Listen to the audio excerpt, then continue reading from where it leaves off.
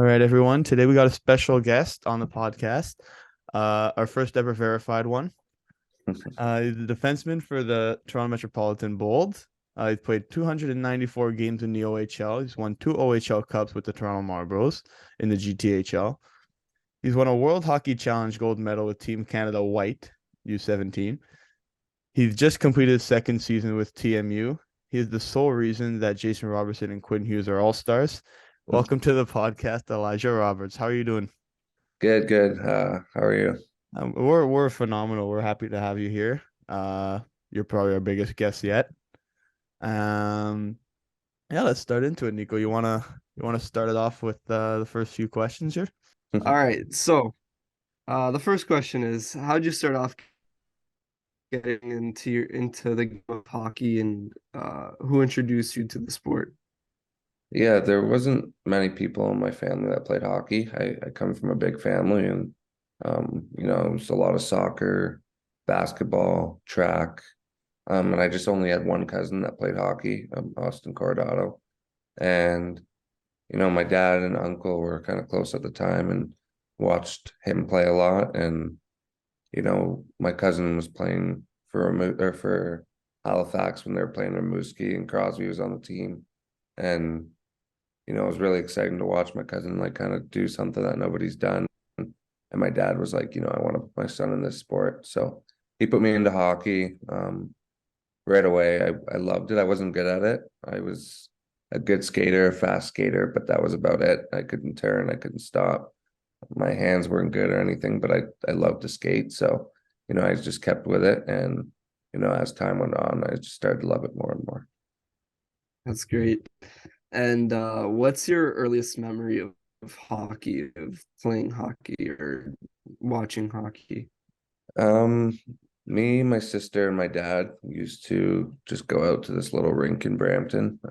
It wasn't even like a rink, it was kind of just this park that was frozen over as ice, and that's like where I learned to skate. Um, so yeah, that's Yeah. probably my youngest memory. That's where he learned how to stop. He set up the tower of And, Coca-Cola okay. cans and stopped in front of them. And as a kid, who were your favorite players? It was probably Crosby and PK Subban.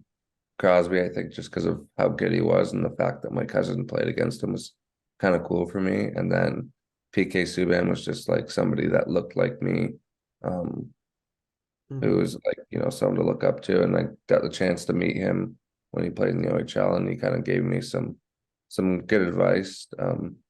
He was kind of was always one of my favorite players. So you actually had pretty quite a big minor hockey career. Yeah. Looking back at all the statistics, but what are the steps you go through to play on a team like the Marlboros in the GTHL or any team in general? What kind of step, like, is there a tryout? Is there an invitation? Well, it's kind of crazy how minor hockey works. I mean, a lot of people don't really realize how much goes into it.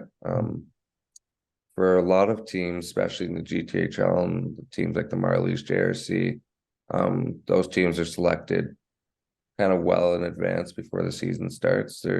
There's open tryouts, but every time we had a tryout for the Marlies, we knew who our team was before the tryout even started, and most people already knew that. Oh, And then for a kid like me from Brampton, I had to get a release from different organizations to allow me to go play for the Marlies. And then in the GTHL, I'm not sure if it's changed because that was like 7 years ago, but you can only have five imports, so five players that aren't from a team that's a GTHL team, so not from Don Mills, Toronto, or somewhere. So I was from Brampton, so we were only allowed to have five of those. So there's a bit of a process, and it sucks for some kids because there could be a kid from Burlington, but there's already five spots on the Marlies for imports, so they're not able to come play. And then you get kids come from all over the world to come play for teams like the Marlies, JRC. We had a kid move from Waterloo um, to Toronto. We had another kid who I believe he's from New York, moved from New York to come to Toronto just to play for us for 2 years. So it's a big process. There's a lot of politics and families moving their whole life around to make things happen. But um, my family was always willing to do whatever it took to put me in the best situation to succeed. So I'll always be grateful for them, to them for that. That's pretty wild. So you're saying because you were kind of like outside the city that you didn't really count as like you counted like as one of those 5 extra spots. As one of those 5 import spots, yeah. So can't remember the exact players, but I remember getting a release because there's the Halton Hurricanes, the Brampton team, that both had to give like the green light for me to go play for the Marlies, and any one of those teams could have said no, Yeah. they're playing for us, and it goes by the city. So because Halton, it goes Halton, Brampton, like Toronto geographically, like though Halton gets first pass and then Brampton and then goes to the Marlies. So if there's 10 cities in your way before you hit Toronto, all 10 of those cities got to give you the green light. So it's pretty crazy. I've actually seen it happen where teams say like no, and a kid gets stuck playing for a team he doesn't want to play for. But yeah, Wow. it's crazy. That's pretty wild. Okay, wow. Yeah. And these are U16, right? Yeah. My goodness. Wow. So Crazy that like parents, because I get or coaches or whatever, are willing to like not ruin a kid's career, but selfishly like stop a kid from doing what he wants to do because they want their team to be better that year or whatever it is. Because yeah, like I've seen like top players get stopped from joining the team that they want to join, and they get put in a situation. Now they're playing for a team that they don't even want to play for, or a coach that they don't like because the coach just stopped them from doing this. So I've never been able to play, but I've always heard about like, the parents in the minor league and coaches, like it gets pretty intense. Pretty nuts. It's brutal. There's like throughout my time, I've seen like parent fights and parents yelling at the glass. There's one dad who refused to leave like a ref tossed him out of the game and he refused to leave, and him and the ref had like a standoff for like 30 minutes, and they had to go get like security and everyone to get him out. Seeing parents yell at their kids in ways that maybe Shouldn't happen. they should get called in. But yeah, I've always said like if my parents were that way, I just wouldn't play the game. Like I mean, it could work for some kids, but it's supposed to be fun, right? It's supposed to be enjoyable, and I think I've seen a lot of times where the parent wants it more than the kid does, or it's the parent's dream and it's taken over the kid's love for the game, which is sad. But yeah, the parents in minor hockey are crazy. Okay, yeah. Where am I here? I lost my train of thought here. Oh, there we go. Was there someone that kind of maybe like pushed you or convinced you to push up in the ranks? Like, is there someone that kind of talked you into playing in the GTHL at that age? Both my parents kind of, I just thought they knew it was best for me, so I listened to them a lot. But Jim Hughes, father of Quinn Hughes, Jack Hughes, and all them, I was very close with that family. And because my family didn't really know too much about hockey because we were new to it, like he was someone that would kind of lean on guidance for. And when it came to decisions, my parents had a lot of conversations with him, and we trusted what he thought was best because he was going through it as a parent for the first time, but he had been in hockey for years and years. So, he was kind of someone who helped me a lot, my decisions with hockey. And then also when I got an agent, Jason Harshaw, when I was 15, he was a big help and he guided me a lot, as well. Yeah. Funny you just mentioned the Hughes family. I was gonna ask you played with Quinn Hughes, obviously. Like, what do you remember about him and maybe about his family and all that?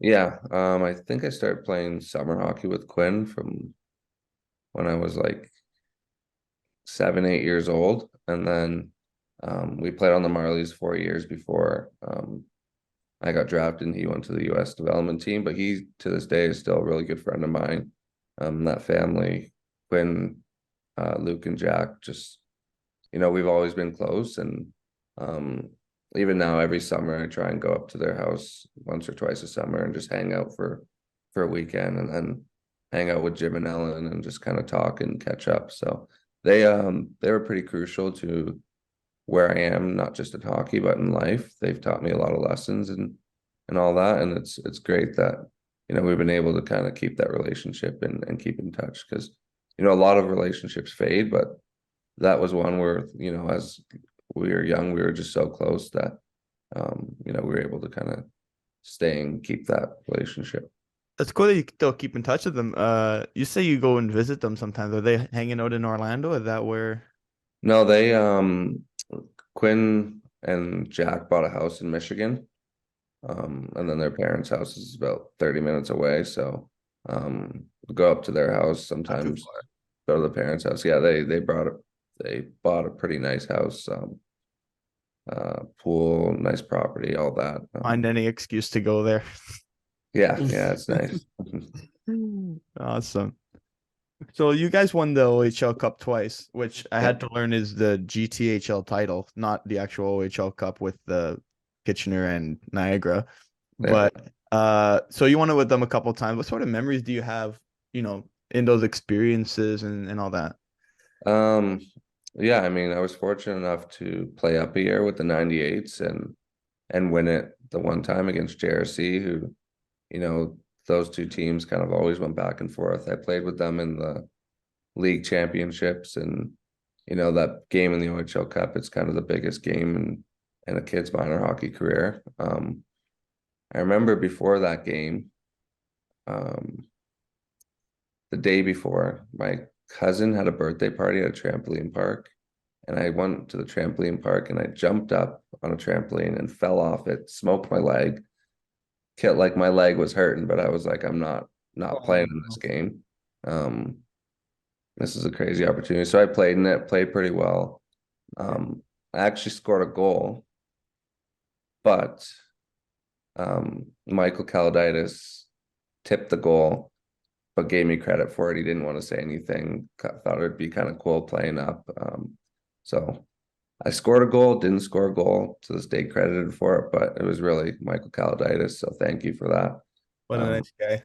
Yeah, so it's cool to win it that year. And then the second year, and now it's my actual team. Have a bit bigger of a role on the team.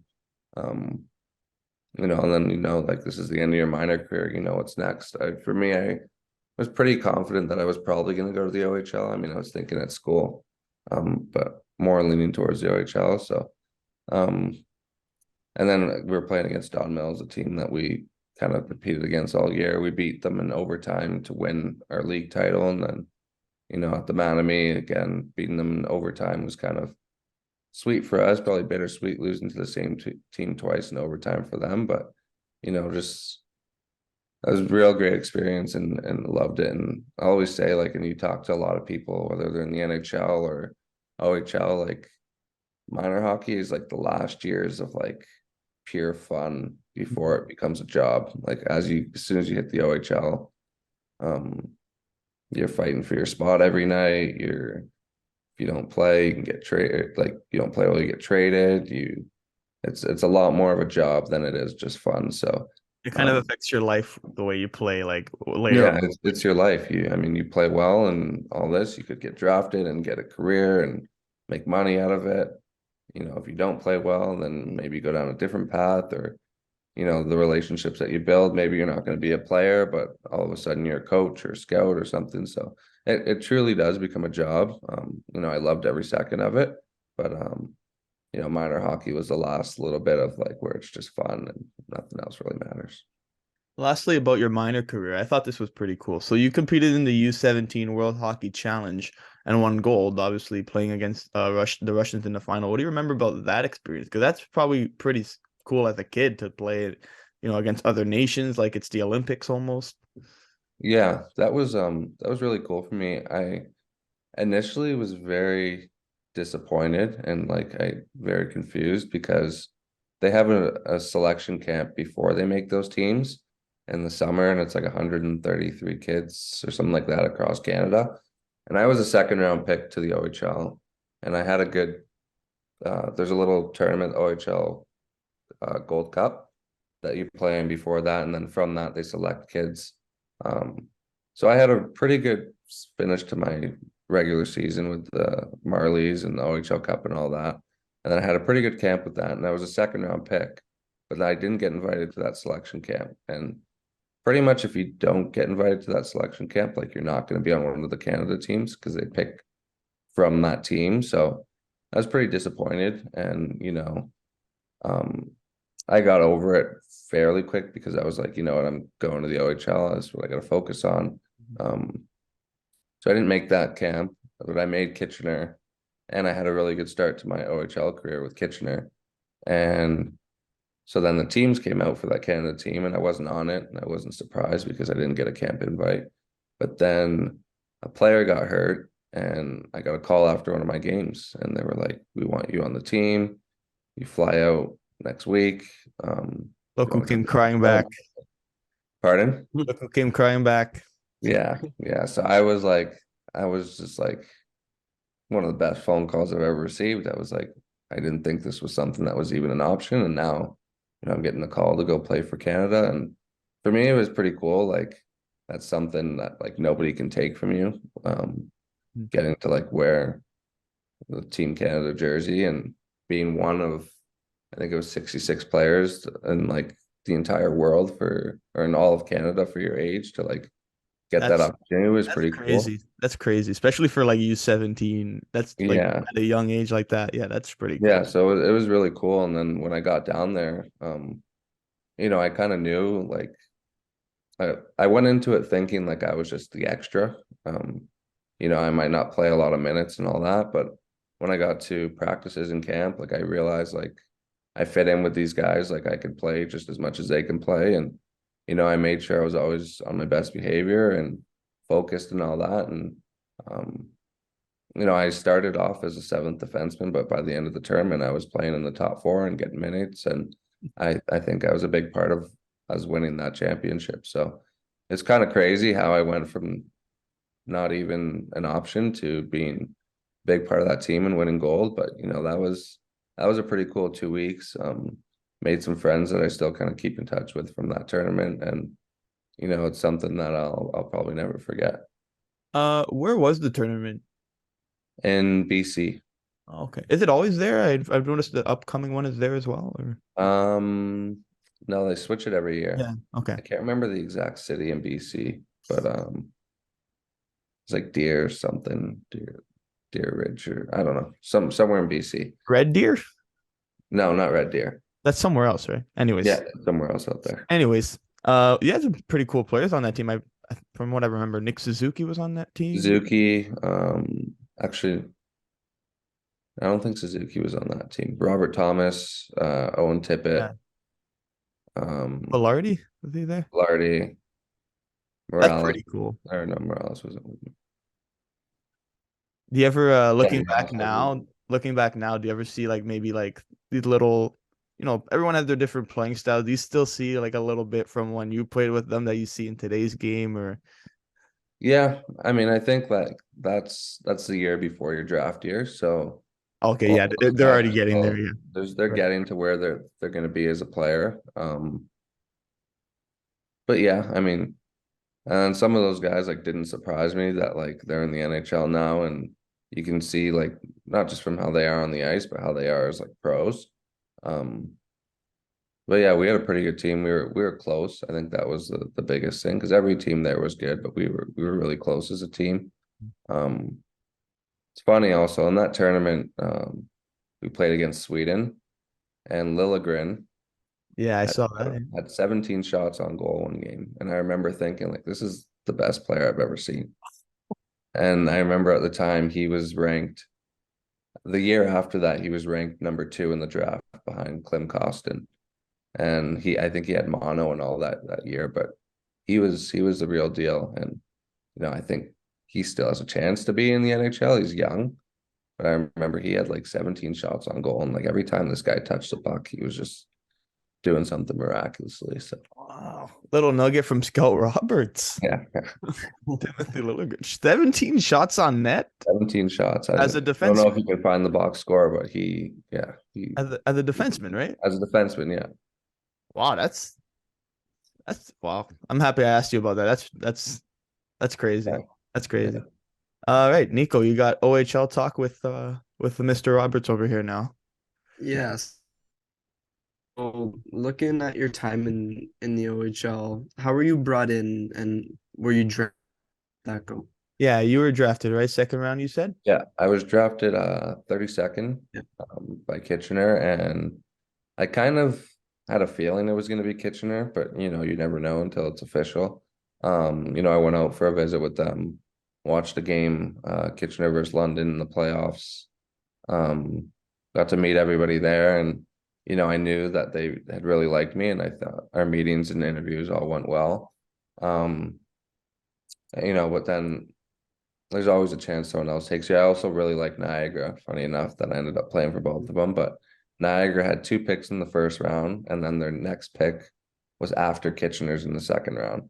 And when I talked to him, and my agent kind of said, like, there's a chance if all the dominoes fall right that they will use one of those first round picks, but they're probably going to go in a different direction.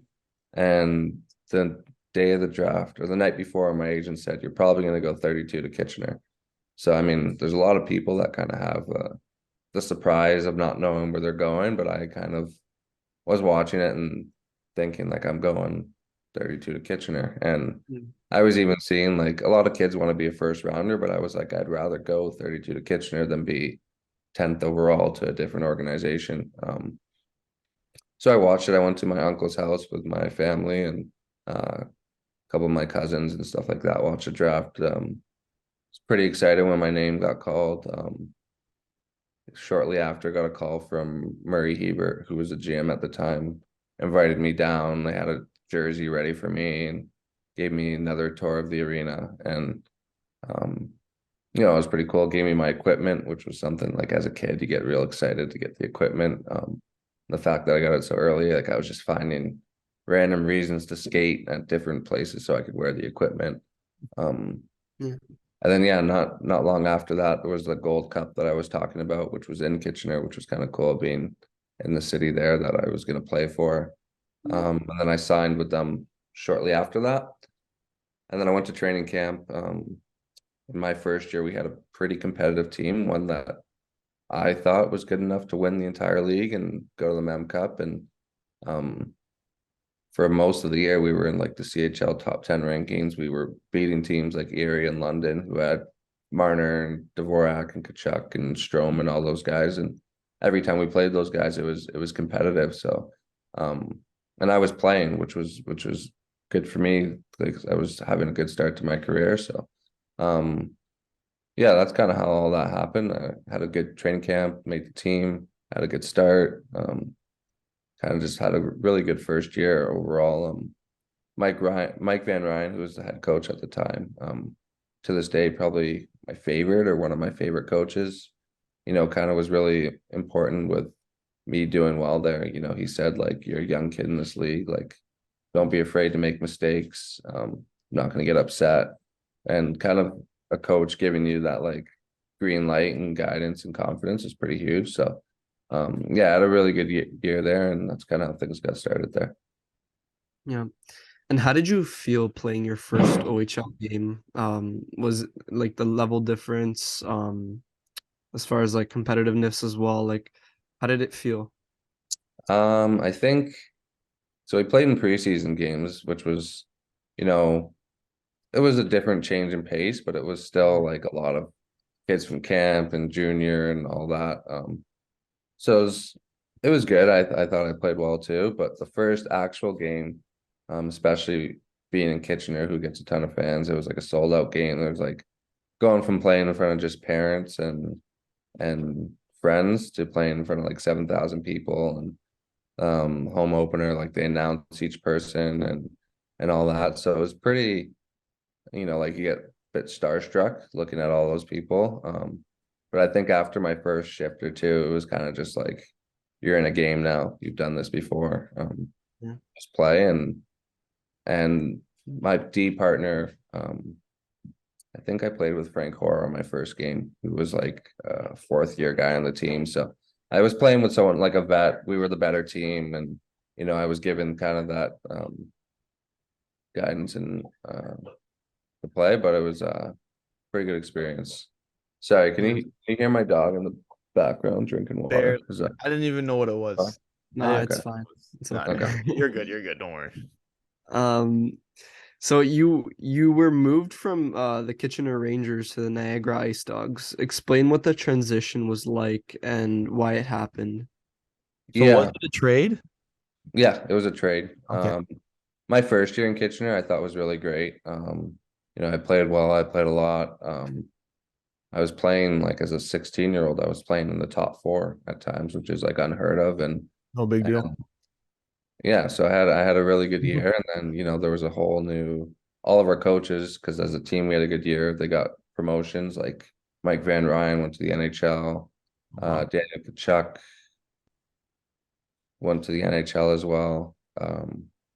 And then Jay McKee, who was there, became the head coach, and I love Jay as a coach. But we brought in some other coaches too, and I think just as of what I was looking for as a player in terms of ice and minutes and all that and playing style, it didn't necessarily fit with the new coaching staff as much for me, I think. I played, I wasn't getting as much ice as I'd liked. I didn't have as great a year. I just overall wasn't as happy as I was the year before and as happy as I'd liked. I remember like for the first time, like I wasn't enjoying hockey like as much as I think I should. And I still love Kitchener. I thought about, staying there, and things will get better the next year, being a third year player and all of that. But I thought like, it was just time for a change. Just for my career and just for I thought it was time for a change. And so I waited for the season to be done. I wanted to finish it out. And then in the summer I asked for a trade. They were very good about it, kind of like they wanted to keep me. They were like, we're building something, we're gonna make another run for it before your time's done. And I was like, I thought about it, but I was like, I think this is just better for me to move on. So I talked to my agent about some possible destinations. And Niagara is one of those places that I liked from the time when the draft was around. They were a team that was interested in me. I kind of looked at their roster, and they were a young roster who I knew like wouldn't be great right away, but by the time I'm done there, would have built something and have a chance to go for it. So I looked around, and I told Kitchener like I want to go to Niagara, and they were like, okay, well, if there's a deal that works for us, we'll try and send you to where you want to go. So that was what happened. I was with my family at the beach, and I got a call from Mike McKenzie saying like, hey, we've traded you to Niagara. All the paperwork's being done. You're just gonna have to sign some stuff, and their head coach is gonna give you a call sometime today. So that happened. I got a call from Billy Burke, kind of welcoming me. Billy Burke, Joey Burke, they both called me, and then went down to Niagara a couple days after that, got the tour and all that, and then was getting ready for camp. And crazy enough, 3 days before training camp, I was driving, dropped my sister off at a party, and then I was on my way to a party. And I got in a car accident right before and totaled my car, walked away without a scratch, which was kind of crazy if you learn the type of accident that it was. And that was kind of just like an eye opener of like how quick things can end. How like I was on this like high of like, oh, I'm starting a new journey, new team, like super excited. And it was like, this is how quick like things could like take a turn, right? I could have easily broke my leg or worse in that car accident. So kind of changed my mind and perspective. And I was like, I'm gonna go to Niagara, and whatever happens, I'm gonna be like a good teammate. I'm gonna make the most of this opportunity. So kind of crazy that happened before, but to this day, probably one of the most like life-changing, like, or eye-opening things that's ever happened to me. Oh, wow. Yeah, that's crazy. Um, moving on to the Glad you're next. safe. Glad you're safe. Yeah, yeah. Thank you. Yeah. So you seem to have a good relationship with Akil Thomas. Yep. Describe what he's like and how you guys became friends. Yeah. I mean, I don't know how to describe him. He's a jokester, an Yeah. idiot, I would say. But no, I love Akil. Him and I, like, when I got to Niagara, he played up with our team with the Marlies a couple times, but he came, he was kind of quiet, didn't want to like make too much noise, being like someone just playing up or whatever. And then when I went to Niagara, he was a familiar face. He was also the only other black player there, so we got along pretty quick. During um like after morning practice, I'd go to his house a lot. He'd come to mine, we'd go grab food and all that. Just kind of we got really close really quick. And then from there, he was kind of my best friend on the team, and to this day, like we're really good friends. We talk all the time, and yeah, he's a great guy. So the last question was, what's your favorite or most memorable moment from your time in the OHL? Um, there's a lot of them. I mean, I think like you play 5 years in the league, you build a lot of memories both from playing and then hanging out with your teammates on the side. Um, I think you always look at your first game and your first goal. Those are kind of big moments and memories. Um, I think there was a game in Niagara where, well, the game where I had a hat trick. I think that was like pretty cool. No problem. Yeah, as a defenseman, Easy, easy. you never really think of things like that. And at the time of my career, like I wasn't a guy who was like scoring like every night or even like every few nights. Like I'd score a goal like once every 7 games, 10 games, or whatever it was. So, um, one game I had a goal early, and I think like when you score early, you kind of like, all right, it's gonna be a Like good Hattie game coming or tonight. I whatever. already know it. And then I got another assist, and things were kind of just like they were going well, and I scored another one. So at the time, I had 2-1. It was a close game. It's You playing gotta go for it. well, and then we had an empty net, and Oh, below coach, my get goal me line, out now. I was below my goal line, and I just turned and fired it, and just saw it go down, and scored a hat trick. And it was, I think maybe once in my whole life, other than minor hockey, like I've scored a hat trick. So it was like pretty cool. And in Niagara, if you score a goal in the last minute, everybody gets free cheeseburgers. So it was a cheeseburger goal. So I went to Wendy's after, and like I got a couple tickets and had like 2 cheeseburgers, treated myself. But that was probably a pretty cool moment for me, personally. And then as a team, like, just winning playoff rounds and moving on. But yeah, that was a pretty cool moment for me. That's pretty funny. So, were you on the bench at Amazing. when the time like the goalie was pulled, or were you already out there because you're such a vet? Uh I don't remember. I think I was already out there. Okay. If Yeah, you're on the bench, I you're was like, already, coach, please, please yeah, get me out there, coach.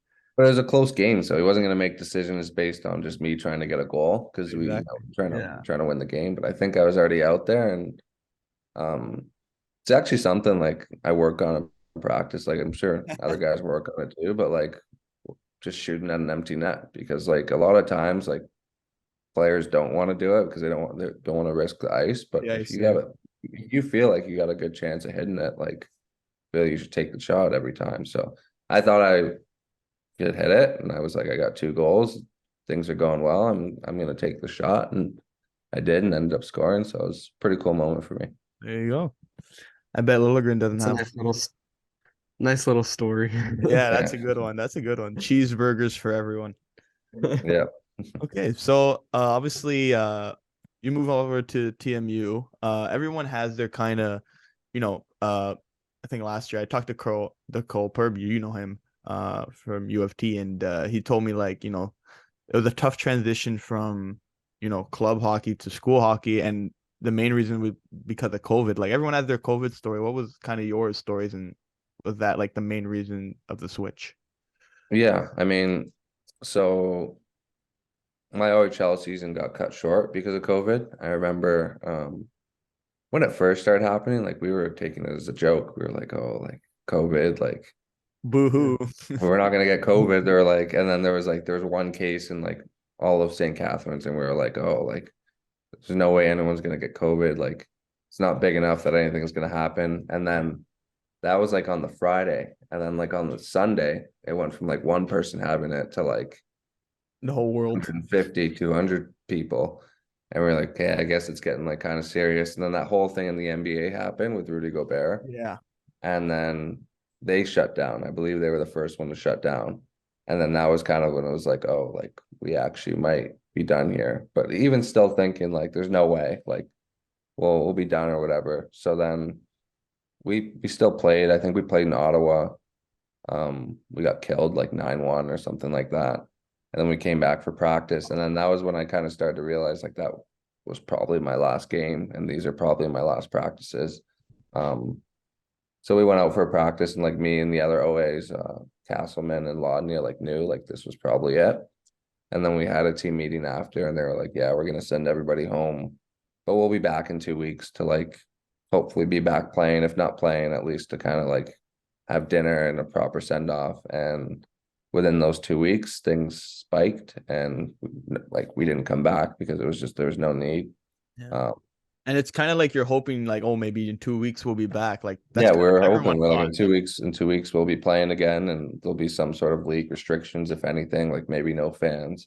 And I know they worked at it, but it just like it was just going too fast for that to happen. So it kind of just ended just like that, which was kind of bittersweet. Like, you know, you want the proper like send off the final last game and Jersey to the rafters. yeah, not for me, maybe for Akil, but just the kind of proper send off, but never really got that. And for me, I was at 294 games and I wasn't gonna hit 300 because I was hurt, but I was gonna hit 299. So I was like, I kind of want to finish out, get close. And our team wasn't making the playoffs, but it was like I just want to finish out this season. So then that happened, and then after that, I was kind of like, all right, what's next? I got to start to make a decision. I was getting calls from schools, and I wasn't putting too much focus on it because I just wanted to finish the season first. And then after that, I was like, all right, it's time to make a decision. And I thought about going out east. I didn't really think about out west at all. And there were some teams that I talked to, PEI, UMB, things like that, schools like that. And I was just like, I kind of want to be close to home and somewhere where they really want me. And TMU, Doug Kalinsky and Johnny, like they were calling my phone a lot. And for me, that was like, somebody wants me to play for their team. Like I'm gonna go play there. I don't want to be somewhere that's just happy to have me. I want to be somewhere where they want me. So, decided to go here. And a big part of it was the sport media program, which I'm not even in and couldn't even get into. Tell me about but, it. Anyways. But I was like, I probably would have came here anyway. So I went to ACS my first year, moved downtown with Kyle and Kevin, hoping that we were going to play, and we didn't. So we kind of just spent all this money on rent for no reason. But, you know, the three of us still had a lot of fun that year.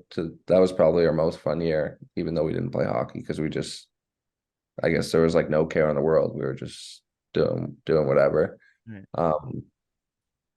So then, yeah, just lived with those two for the first year. Took general arts, ACS. After the first year, I was like, I don't want to take ACS anymore. Tried to get into sport media, still couldn't. We'll give you the good word. You can still come in. We'll let you in Humber College. Yeah, I think after my third year of school, I'm not switching programs. Yeah, This is it for me. Don't do that. Don't do that to him. But yeah, so went through a whole year of school and with no hockey, and then the following year started to play again. Was a little worried because I wasn't in the greatest shape that I wanted to be because I wasn't working out that much because of Too COVID. many Kitchener cheeseburgers. Yeah, but had a pretty good camp and you know, got opportunity right away. I think I made the most of my opportunity. switched to forward, which was new. I'd always played D my whole life, and I switched to forward, and had a really good first year. So enjoyed it. And then after that, kind of now you're established in this league, a little bit older, you're not as nervous and all that. So had last year too, I had a pretty good year, switched back to D just because of numbers and injuries and all that, and made sense. And yeah, Soon they're gonna push you back to goalie. maybe. Have you ever played goalie ever? I always wanted to be a goalie when I was younger. And I went in one time and I was like 5, 6 years old, and I took a shot in the face. That's And it. that was it. Gone. I don't want to do this anymore. Yeah. Yeah. They said you invented the goalie mask. Is Nope. that correct?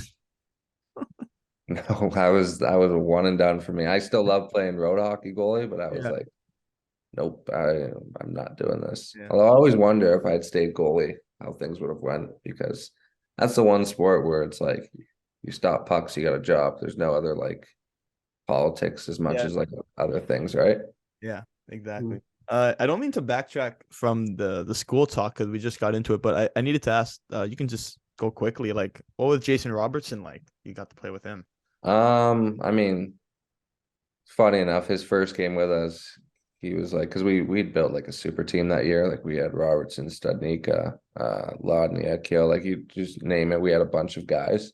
And he came to our team the first game, was sitting beside Akil and was like, how many goals do you think we're gonna score tonight? And Akil was like, I don't know, like maybe 1 or 2. And he was like, I'm gonna go get 3.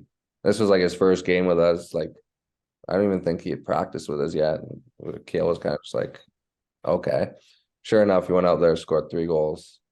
And like he was just like, he's a funny guy, and like, but I've never seen anybody be able to just score with ease like as much as he does. Like he just puts the some puck in people the are just net. Like born with it. Like some people are just born. they're With just, yeah. Like I think like he worked on it, but he was just a natural born scorer. And I think like we'd always do like shootouts and stuff on our goalies after practice, and like he would score on our goalies at like an insane rate that like you're not supposed to. And like our goalie Steven Dillon was pretty good.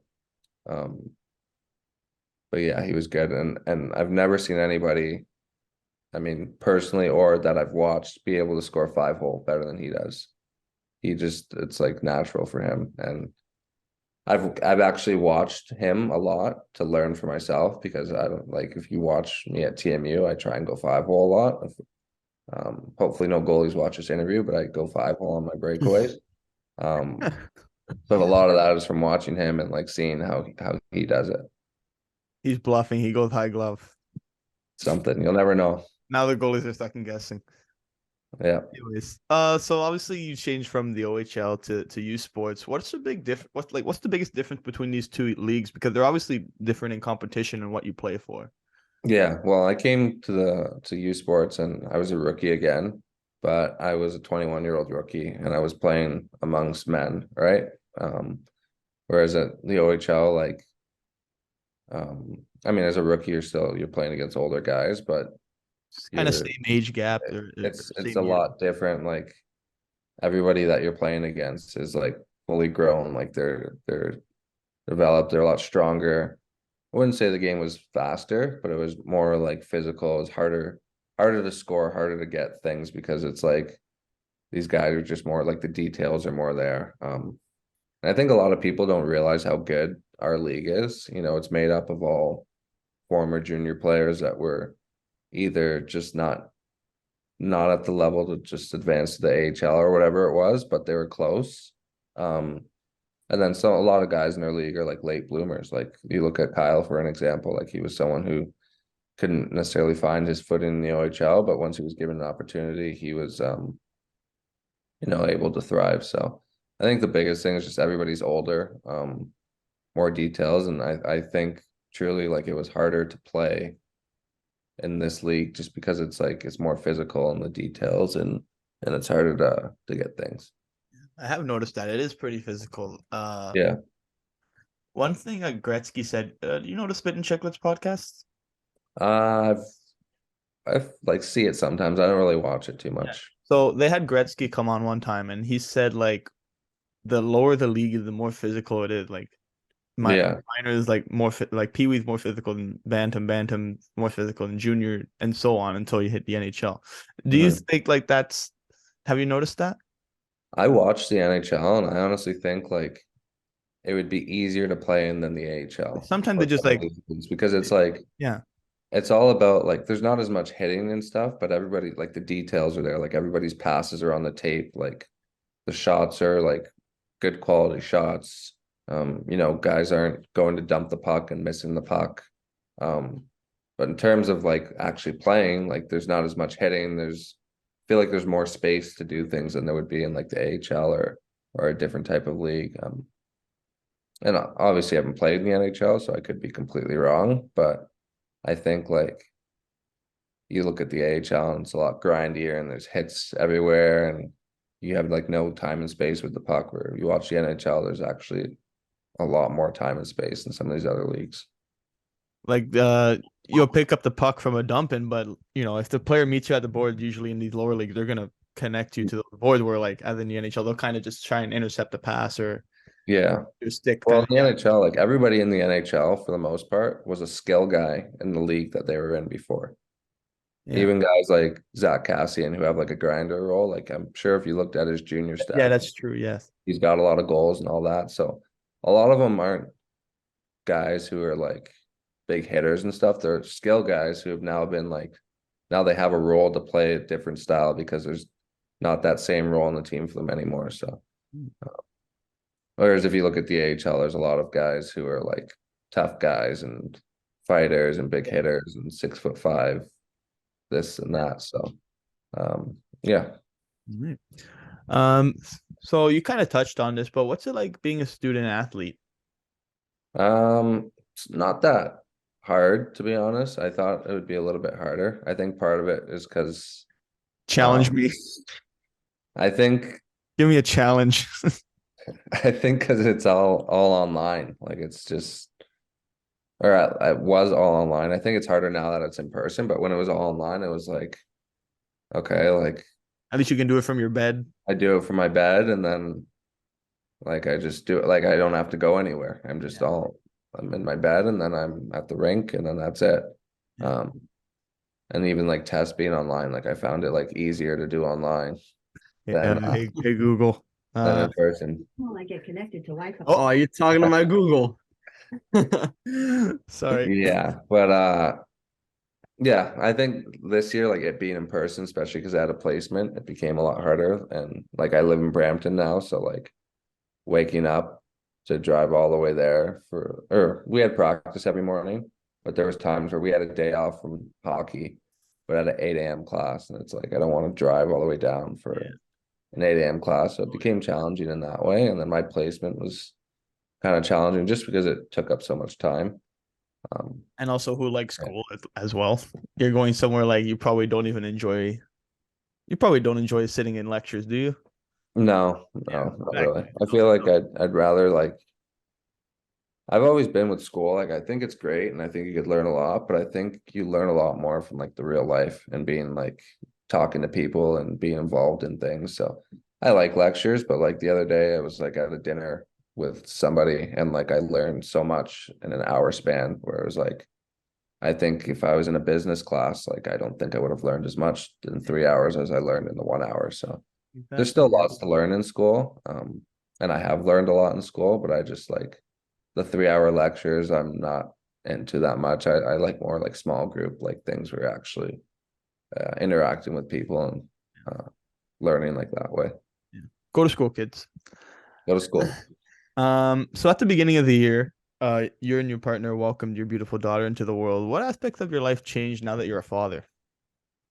Everything really. I mean, you stop thinking like for yourself and start thinking like for your kid. Like before I would maybe like a clothing brand that I like dropped a new shirt, so I'd go buy the t-shirt. Now there's formula that needs to be bought, so I'm not buying those things for myself. When I do things, it's like I'm motivated like by her. Even playing hockey, it's like I'm playing like because I love it, but it's like I want to do more and like be more because of her, right? So it kind of just changed, like, for me, like my whole like perspective and like what I'm like doing pretty much everything for, like business, school, like I'm trying to just create like a better life for her. So yeah, it's been good. She's been a very good baby. That's good. She sleeps a lot, feeds well, and she's No, been, no 4 a.m. wake up calls. yeah, she's been pretty easy to handle. Even the fact that we're doing this interview right now and it's 10 a.m. and she's still sleeping, is great. Like a lot of people don't have that luxury. So it's been great so far. I mean, I love it. I can't really put it in words, but it's great. Yeah. You should look into having some endorsements with like Pampers or something. Get some Maybe, diapers. maybe. They'll like to have you on, no? Made If you Quinn can set his if you can Nathan set that up Robertson's for me, career. I don't know how to go about that, but if somebody set that up for me, then yeah. Sign me up. Yeah, Yeah. Nico, you have the last few questions here. So looking ahead and reflecting on the past, where do you see yourself going from here? And what are some of your goals and plans that you have for your future? Yeah, I mean, looking back, I think I'm not sure what's next hockey wise. Like I would like to play more, and I'm working hard this off season to kind of have a big season. So I have some options at the end of this year, whether it's to go pro, come back for another season, or what it is. Um, but if it's not hockey, I think like I love coaching and management. I've always been that kid who plays NHL and I don't even play the games. I just play Franchise GM mode. mode, build up my team and then in the games. Like I've always loved that. And then I'm always following like what's going on in the NHL with management and thinking like if I had this team, I would do these things and that things. And so that's something like I could see myself really getting into. So we'll see when my career's done. I'm not exactly sure when that is. And then I'm also working on my own business right now. I can't say too much about it, but it's kind of based on like helping people and or helping athletes and giving athletes more guidance and support, especially parents, because there's a lot of parents who have no idea what they're doing. And they like their kids go through things that necessarily they can't really help, but somebody else could help. So I'm kind of working on something there. Can talk more about it soon, but I don't want to say too much now. So I'm hoping to build that up, and then, for me, it's pretty much after this season, I'll decide what's next. I don't think I want to just keep playing hockey for the sake of playing hockey.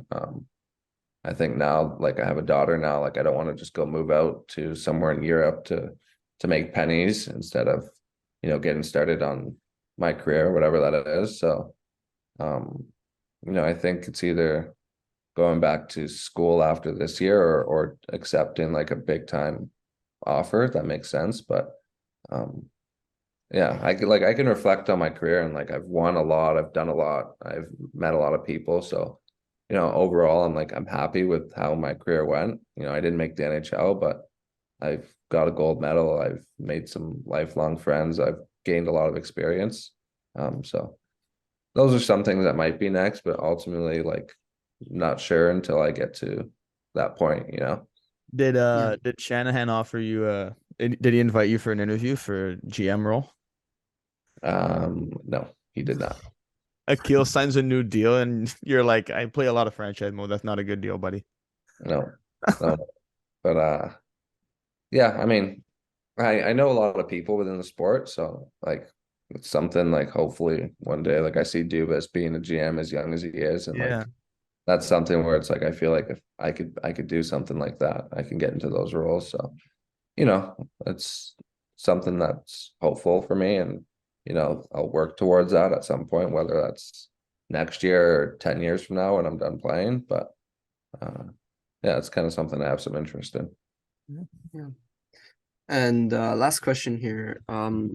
When you look back at your minor and junior career, are there any regrets you have or moments you wish you acted a bit differently? Anything like that? I wouldn't say any regrets.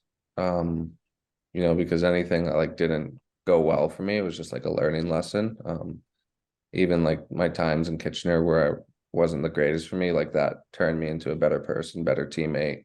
And like allowed me, like if I do become a coach, like if I see a kid in that same situation that I was You know in, what like to how to say. deal with it. So I wouldn't say like anything I regret. Um, I think like I wish I really like made the most of every moment because like your OHL career, like you look back and it's like those are such great times and you miss it and all that. And maybe there's things that you could have done but you didn't do, or like times where like you took like your billets for granted, for example, like not like appreciating them as much or doing things with them as much, like bunch of like things, little things like that. But I wouldn't say any regrets. Overall, I'm happy with the way that my career has gone. Yeah. I don't think I would change much if I was to do it all over again. Nice. Last thing before we Oh, sign that's off. great. Not having. Sorry. You good? No, I was just gonna say that's great not having any regrets. It means you had a Yes. pretty good career. Yeah, Yeah. that is good. Yeah, that's very cool. Mhm. Last thing before we sign off. So you obviously have your podcast, Soul on Ice. Tell us a little bit about that. Kind of sell it to the audience. Yeah. So Akil and I, when we were playing in Niagara, like I said, we were pretty close. We were also involved in like the community a lot, doing like school appearances and hospital visits and stuff like that. And we wanted to kind of engage with the community more, like kind of give them a chance to like get to know us. The community stuff is often just like pretty like you ask the same questions and you do the same things and all that. And like they don't get to know us, they just see us. So we thought about like a YouTube channel. We had a lot of time like in between morning skate and like our actual practice. So we thought about that. And then we were at class one day because we were both taking classes at Brock, and we thought of a podcast and we were like, oh, like that would be great, but we don't know what we're doing. Then we thought, okay, who do we know who's got a little bit of experience in this? And we messaged Kwame Mason, who's made the movie Soul on Ice, and he's kind of been in this industry for a long time. And he was on board, and the three of us talked, and we wanted to do it.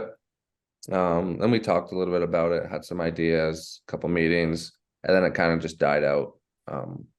We got busy and all that. And then George Floyd was murdered, and that kind of just sparked our conversation again. I think it was in the middle of COVID too, if I'm not mistaken. Yeah. Yeah. And we were like, we're all just doing nothing, and like we could be doing something, and there's things to talk about, and this could be something, and even if it's not anything, like let's give it a try. So we did that, and it kind of started to get engagement right away, and we just kind of rolled with it, and it's been great. Perfect. Well, that's the questions we have for you. We want to thank you. I learned so much about you that I didn't know from before. A lot of cool stories and great memories. Yeah, Nico, we don't have anything else, right? Nothing you got there? No, we're good. We covered everything. Thank you for coming on, especially at 9 a.m. on a Sunday. Yeah. Yeah, no worries. We had lots Thanks for of having fun. me. Lately I've kind of been sleeping in, and there's a bit of work that I need to get done. So you guys actually getting me up at 9 a.m. is kind of forcing me There to you get go. work done. So Podcast thank every you. day now. Every day. Yeah, every day. It was a great interview, and I actually talked about some things I haven't talked about in a long time. So you guys learned some things new and brought up some old memories for me. So pretty cool. And thanks for having me. No problem. Thank you for coming on. We'll Thank look you out very for much. GM Roberts in the future. Yeah, Yep. for sure. You got 10 years. I'm gonna try and do it in 7. There you go. Thank you, Elijah. All right. Thank you very much.